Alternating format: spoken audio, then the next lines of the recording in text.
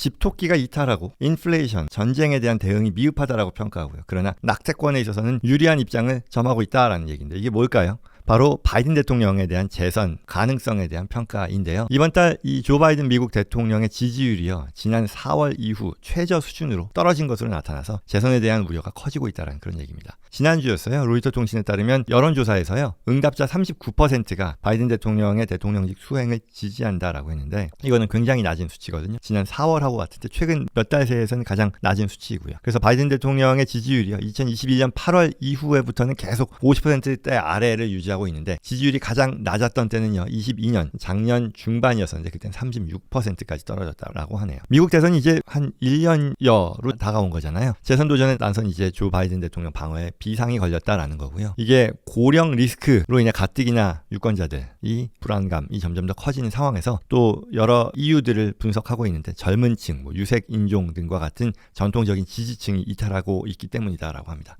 곧이어 이제 제가 좀 더 자세히 말씀드릴 지난주에 몇 개 주에서 벌어진 선거 결과가 있었는데 민주당이 굉장히 고무적인 결과이긴 했거든요. 그리고 또 지난 1, 2년간의 여러 중간 선거를 포함해서요, 주요 선거를 보면 민주당이 공화당에 비해서 선전을 했거든요. 그럼에도 불구하고 바이든 대통령 자신의 어떤 재선과 관련해서는 민주당 지지층의 우려가 심해질 만큼 어떤 불안감이 커지는 그런 상황인 것 같아요. 이게 또 특히 최근 들어서 바이든 대통령이 도널드 트럼프 전 대통령과 비교한 여론조사에서 보시면은 49대 45로 밀리는 거잖아요. 이런 그 밀리는 여론조사가 이어지자 문제는 민주당이 아니라 바이든이다라는 목소리가 같은 진영 내에서도 커지고 있다는 그런 얘기죠. 그래서 방금 말씀드린 것처럼 CNN 여론조사에서도요, 이 49대 45 차이가 많이 벌어진 거죠. 그래서 8월 달보다 더 벌어진 거니까 8월 달에는 47대 46으로 한 1% 차이였었는데 더 늘어난 거죠. 그래서 격차가 더 벌어진 거고, 그래서 여러 분석 기사를 내는 거예요. 근데 이 중에 한 가지 나오는 것이 이건 팍스 뉴스인데요. 블랙 보터스, 투표권을 가진 흑인들이 바이든에 대해서 굉장히 불만족스럽게 한다는 것이고, 민주당의 스트래티지스트, 전략가들이 봤을 때 이게 굉장히 공포스러운 것은 그의 리엘렉션, 재선 가도에 큰 문제가 될 수 있다라고 보기 때문이라는 얘기죠. 그래서 이게 뭐냐라고 하면 여기 지금 뉴욕타임스 얘기도 있고 팍스 뉴스도 그렇고요.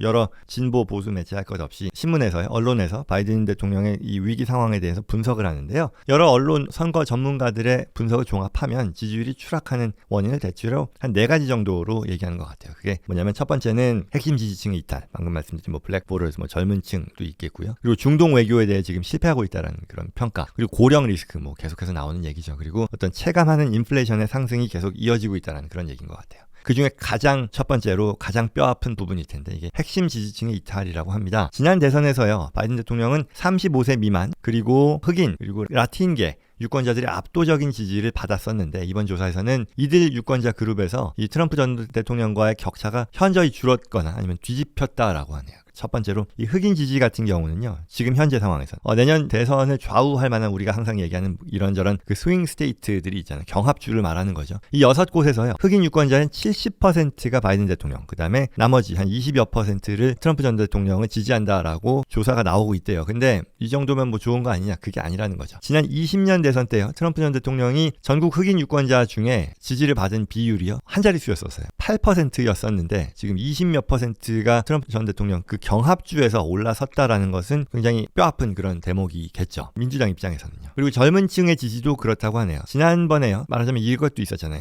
그 젊은 층의 이스라엘 팔레스타인 전쟁에 있어서의 지지의 어떤 경향이 다른 연령대와는 굉장히 차이가 있다라고 했잖아요. 그래서 그런 것들이 여기서도 또 영향을 미치는 거 아닌가 싶은데, 정부 자체는 프로 이스라엘이다 보니 그런 부분들이 영향을 미쳤다라고 보는데, 이스라엘과 팔레스타인 전쟁 이후에 이 아랍계 미국인들을 비롯한 어떤 진보적인 젊은 유권자들 사이에서요, 바이든 대통령 지지율이 급락하고 있다는 얘기죠. 그거 역시도 재선 도전에 있어서 꽤 큰 부담으로 이어지고 있다라고 합니다. 그래서 이 중에 뉴욕타임스는요, 이 자동차 노사가 최근에 이제 합의를 이루어서 노조의 큰 승리였다 이런 얘기 했었잖아요. 그게 이제 대표적으로 미시간 주가 있을 텐데, 이러한 상황을 놓고 봤을 때 바이든 대통령의 입지를 강화하는 데 더 도움이 되어야 하는데, 여기에 있는 어떤 30여만 명 이상의 아랍계 미국인, 그리고 젊은 50만 명이 넘는 대학생들로 인해서 판세가 그렇게 녹록지 않은 상황으로 가고 있다라고 하는 거죠. 그게 이제 두 번째 인 거고요. 그 다음에 고령에 대한 우려, 이건 뭐 어제 오늘 얘기가 아니죠. 계속해서 나오는 거죠. 일반적인 유권자들 사이에서 경제, 고령 리스크가 지지율의 발목을 계속해서 잡고 있다는 거고요. 신기하게도 이 부분이 트럼프 전 대통령에게 있어서는 그렇게 큰 문제가 되지 않는다라는 것. 그 두 후보의 나이가 그렇게 많이 차이 나는 건 아님에도 경제 상황과 관련해서도요. 미국의 지금 현재 인플레이션이 어느 정도는 좀 안정화 단계에 접어드는 거 아니냐라는 그런 기대 섞인 뭐 바람도 있는 건데, 그럼에도 불구하고 어떤 식료품이라던가 체감하는 그런 물가, 주택 시장에 있어서의 어떤 고물가, 그 체감 물가가 고공행진 중이다 보니 이런 것들이 현직인 바이든 대통령에게 불리하게 작용한다라는 거죠. 이게 기본적으로 민주당 입장에서는 뭐 아쉬운 대목이겠습니다만 경제 정책을 실제 수치로 놓고 보면 나쁘지 않았다라고 평가함에도 불구하고 일반 그 국민들이 체감하는 어떤 그 바이든 대통령에 대한 평가에 있어서는 경제 정책과 관련해서는요, 바이든 대통령을 유권자가 신뢰하는 게 훨씬 더 낫다라는 거죠. 그래서 이 여러 여론조사에서 나오는 것이 바이든 대통령, 트럼프 전 대통령 중에 어떤 사람, 누구의 경제 정책을 더 신뢰할 만하게 생각하느냐에 대한 질문에 대해서 6개 아까 얘기했던 그 스윙 스테이트에서요, 거의 60%가 트럼프 전 대통령을 선택하고요. 그 다음에 한 40%가 채 안 되게 바이든 대통령을 택했다라는 거죠. 그래서 이런저런 이유로 해서 민주당 내부의 위기감이 고조되고 있다라는 그런 상황이고, 뭐 극단적으로는 뭐 후보 교체까지도 나오는 얘기죠. 뭐 선거 전략을 대폭 수정한다거나 뭐 이런 얘기가 나오는 거고요. 그런 상황인데, 그런데 또 한편으로는 민주당 입장에서는 고무적인 상황도 있었어요. 그게 뭐냐면 최근에 이 지난주였었죠. 반색할 만한 선거 결과가 나왔는데요. 이 여론조사에서는 바이든 대통령이 밀리고 있지만 그간 트럼프 전 대통령이 강세를 보였던 여러 주에서요, 중간선거 내지는 뭐 여러 선거들이 있었는데요. 주민투표, 뭐 주의회 선거 이런 것들이 있었는데요. 민주당이 다 이겼어요. 그래서 의미 있는 승리를 거두었다라고 하는데요. 여기에 굉장히 큰 영향을 미쳤던 것이 낙태에 대한 그런 이슈였다라고 하네요. 좀 더 자세히 보면요. 지난주 7일이었었어요. 7일.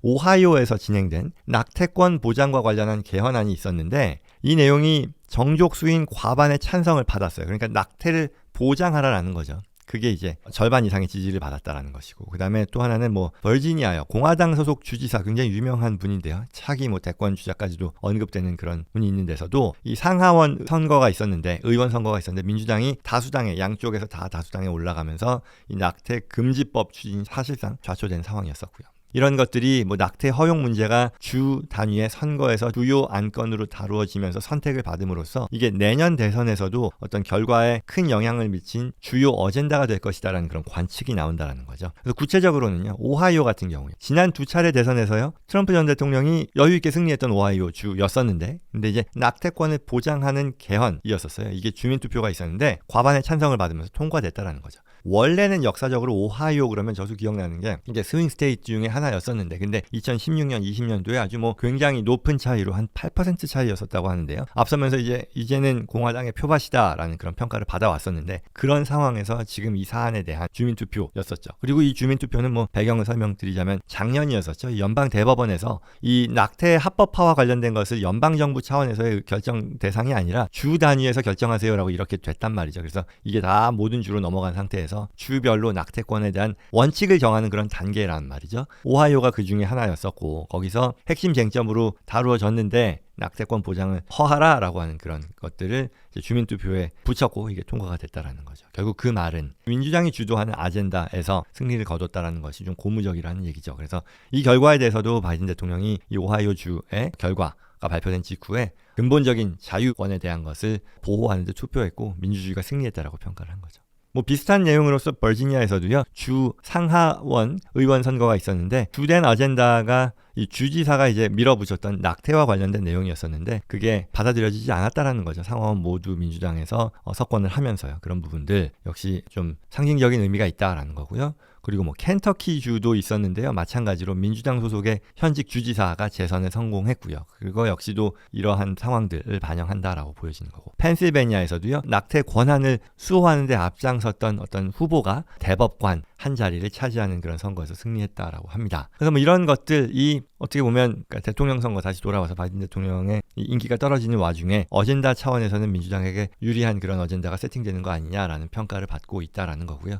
그래서 민주당이 또한 이러한 배경에서 좀 더 희망적으로 보는 이유가 지난 중간 선거였었죠. 출구조사에서 거의 한 30% 이상이 이 낙태의 권리에 대한 것을 선거의 주요 이슈로 뽑았다라는 것이고요. 이건 결국 사실 그보다 더 높은 이슈가 인플레이션을 어떻게 누가 잘 처리할 것이냐, 잘 대응할 것이냐에 대한 이슈 다음으로 높은 순위였었다라고 하니까요. 이 같은 조사 결과가 이번 선거를 통해서 확인이 되면서 이 낙태 합법화, 프로 초이스죠. 를 지지해온 민주당 입장에서는 좀 더 주도권을 잡을 수 있는 그런 이슈가 생긴 거다라고 본다는 거죠. 뭐 바야흐로 이제 한 1년여 남은 대통령 선거인데요. 정치의 계절, 선거의 계절로 들어서는 요즘이고요. 누가 대통령이 되는 게 뭐 참 중요하죠. 뭐 민주당, 공화당 어디서 되느냐에 따라 참 여러 가지로 영향을 미치는 것 같은데요. 그런 맥락에서 관심 가질 만한 내용이어서 다뤄봤습니다.